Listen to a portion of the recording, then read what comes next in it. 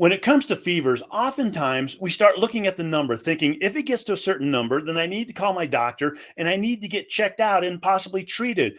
But it turns out that the number is not as important as you probably think. Now, a fever, as doctors, we usually think something above 100.4 degrees means that you have a fever. And that's the body's response to an infection. Your body's trying to fight off that infection. But oftentimes, while fighting the infection, that fever goes on and it makes us feel miserable, especially if we have kids. They can feel really bad and they can look awful. So we want to get them checked out. But at what temperature should we be concerned about?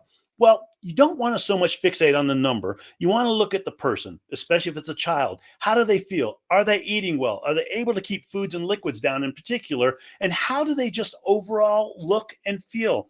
If they're looking great, they're feeling great, even though that number might be in that 100 and 203 range, well, don't worry too much about it. On the other hand, if they're only 101, but they look awful, you want to get them checked out. So don't look so much at that number, but look at the person.